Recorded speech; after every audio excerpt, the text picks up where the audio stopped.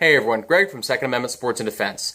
So it occurred to me that I've been doing a lot of video reviews on some handguns, semi-automatic rifles, and some NFA items, and I hadn't paid a lot of attention lately to the good old-fashioned bolt-action rifle.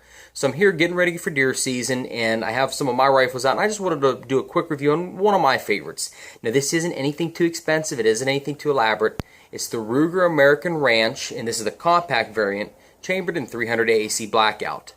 So a little bit about the Ruger American series. It is a less expensive alternative basically to their M77. That's their flagship model, and it is built very differently. But I'm really not going to call it an economy line firearm because it still is priced a little bit higher than maybe the Savage Axis or the Remington 783 and others out there. But again, it is honestly a much better gun than some of those other models as well. And keep in mind, again, the Ranch model is one of their specialty models, so their specialty variants, but it does have a lot of features in common with the standard, and I'll just go over those real quick.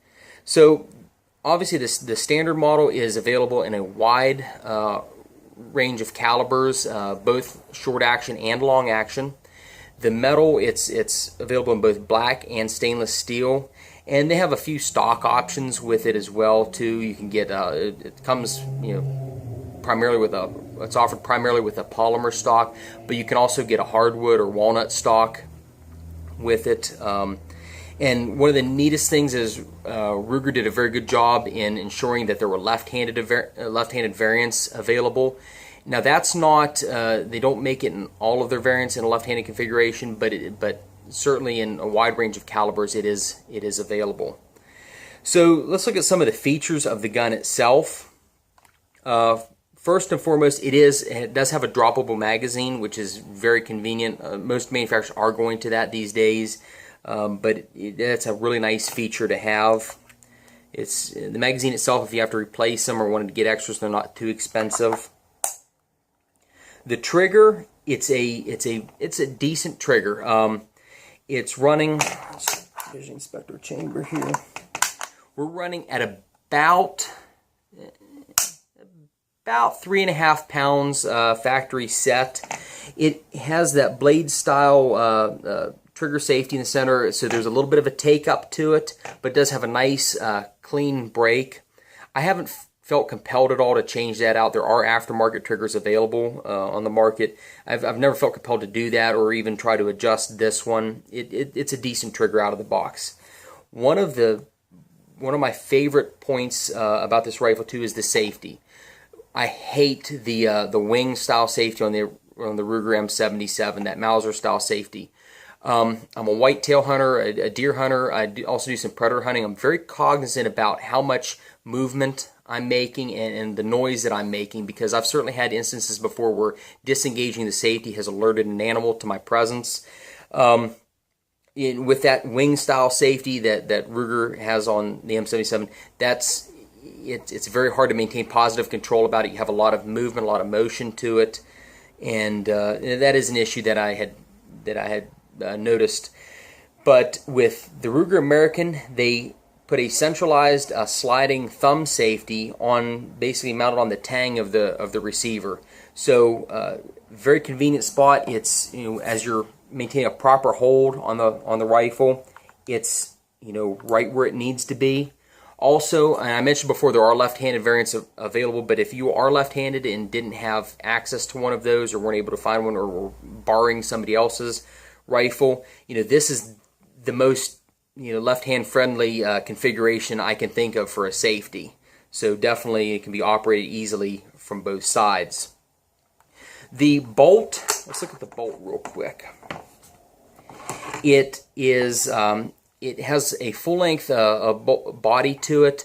So you notice in the receiver, it is fit very well to the receiver as well, but you don't get a lot of rattle. You don't get a lot of wobble up and down, side to side that you get with a lot of other models too. And really that doesn't affect the performance of the firearm, because certainly when the bolt is closed and locked, it's not going to be moving at all. So the fact that the bolt does move around in the receiver a little bit on any rifle isn't going to affect its accuracy or anything like that. But it is in my opinion, indicative of the quality of the firearm. And Ruger did a very nice job machining it and fitting it, really well to the internal diameter of the receiver. The biggest thing, it's smooth. It's very, very, very smooth. So breaking away again, like the Remington 783, I've noticed on that model, I haven't really even messed with those, but I assume there's like a rubber seal or something that they've put in there to help the bolt fit, but it sticks and it drags. Not so with the Ruger American series. Very smooth. All right, so in addition to those features, which you find on the standard models, there's some other features that are unique to the specialty models as well. So the Ruger American Ranch is just a more compact variant. It's running a 16-inch barrel as opposed to like a 22-inch barrel. Let me see what these. Yeah, the standard's running a 22-inch barrel. They offer it. It has a threaded barrel as well, and you can see I do have a can installed, so the firearm is very short. The barrel ends about where my hand is here, and I have my SilencerCo Octane 9 HD attached to it. They give you a real nice thread protector with it as well. And it comes from the factory with a really nice, really well-made M1913 Picatinny rail on top. So again, breaking away on the standard model, they give you the two-piece weaver mounts. This has a standard 1913 Picatinny rail, and I've certainly mounted a lot of accessories to various guns that I've sold here. Optical mounts. I've done everything from Leupold, weaver, dead nuts, and they all fit very well. So that's very important, because this rifle is designed to have an optic mounted to it anyway. Why not put a good rail on top that you can to which you can mount your optic. And there is another variant as well. It's called the Ruger American Predator. So the Ruger American Ranch, primarily we get it in 5.56 caliber or 300AAC Blackout, which again is what this is. The Ruger American Predator is a longer rifle as well, but the same common features. It still has a threaded barrel, still has that rail on top, but it comes in a wider variety of chamberings. Off the top of my head, 204 Ruger, 6.5 Creedmoor. It's more set up for predator hunting, hence the name. But still, Ruger did a very good job in the marketing in that they offer a wide range of variants of this firearm.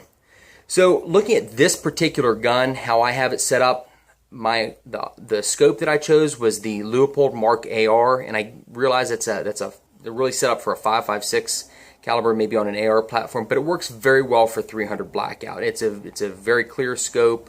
I really enjoy it.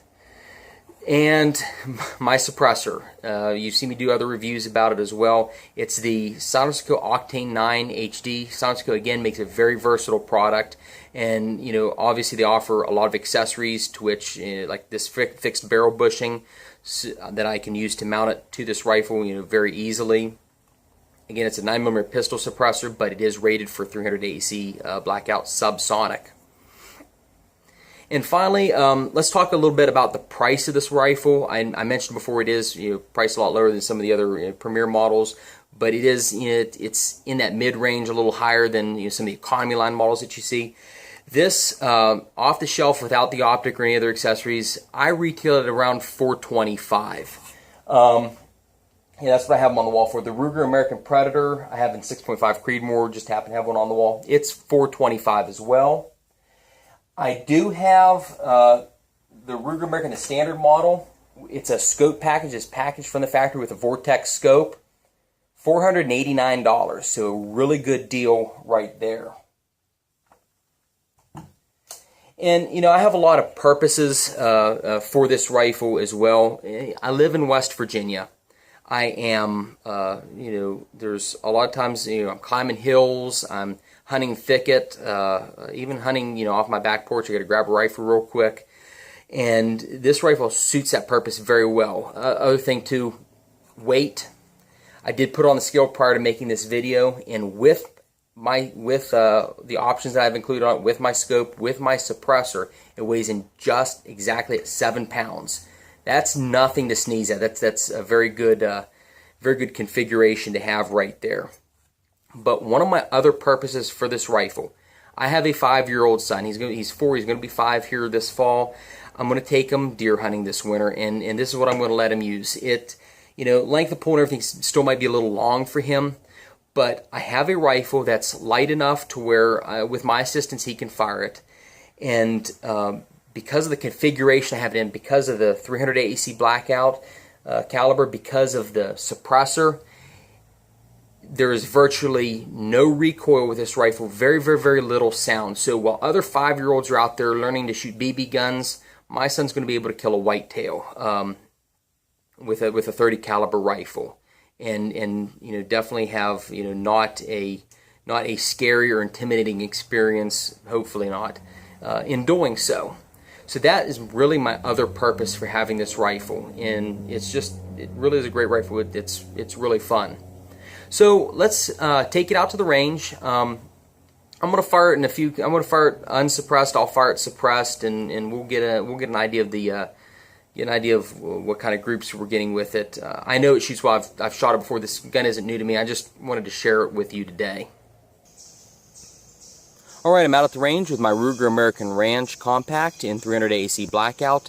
Just wanted to give you an idea of how this firearm shoots. I'm going to fire it both unsuppressed and suppressed, just to give you a comparison of the noise difference, and even hopefully you can visually see the difference in recoil as well between those two configurations. I'm going to fire a few rounds suppressed, and we'll look at our target and see what kind of group we have.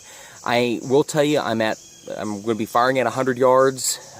This rifle is zeroed at 50 yards, and because of the tremendous drop of that subsonic 300 Blackout ammunition, it's not going to be point on target, but hopefully we'll get a good group, and you can see how well it performs. The ammunition I'm using today, Gemtech 300 Blackout. It's a 220 grain hollow point boat tail.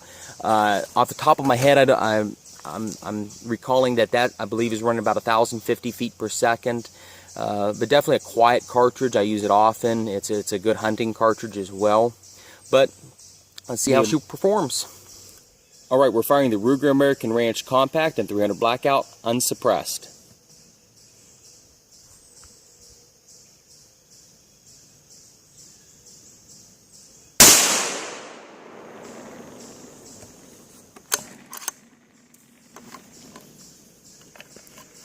Install my cam. I'm installing the SilencerCo Octane 9 HD suppressor. It is a 9mm pistol suppressor, but it is rated for 300AAC Blackout subsonic. It's a very versatile can. I have it configured with the fixed barrel bushing that SilencerCo offers.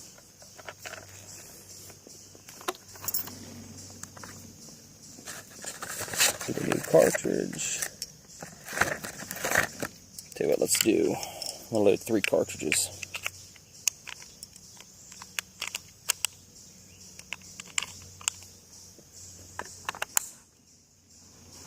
Okay, so this is the 300AAC Blackout subsonic suppressed.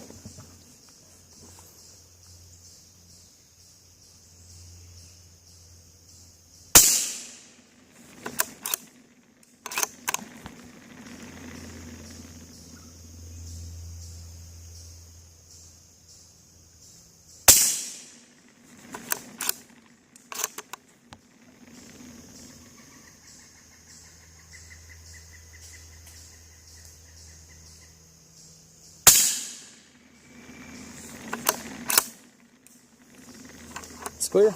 All right, let's walk up to the target and see what our results are. All right, we're coming up to our target. Now, very rarely do you ever see 300 Blackout rifles being advertised as sub-MOA guns. But I have to say I'm rather impressed with what I was able to do with this rifle. Okay, so the first shot, that was my unsuppressed. And this group right here was suppressed. If you're familiar with suppressors at all, you know that there's interbaffle turbulence that occurs. So how a rifle will shoot unsuppressed versus suppressed will differ. The point of impact will differ slightly. I mean, it can differ greatly as well, but I haven't really seen that many problems with the SilencerCo products, at least. Now again, I'm shooting at 100 yards. That rifle was zeroed at 50 yards, so my actual point of aim was this point right here, and there's where my drop was. So I was very consistent in where I was aiming, and of course your hits on the target were consistent, and I figured that just right, just perfect there. So again, something that's not that easy to accomplish with a 300 Blackout, especially your subsonic ammunition, especially suppressed. Not at all disappointed in the results here. Guys, thank you for joining me today. At Second Amendment Sports and Defense LLC in Morgantown, West Virginia, we are firearms experts, and we love sharing that expertise with you, which is why we make these videos. If you're local to North Central West Virginia, stop into our shop in Morgantown. If not, visit us on the web at www.morgantownguns.com. You browse around our website. Also, click the link to our Facebook page at the top of that website. Like and follow us on Facebook, as we post a wealth of knowledge on there as well.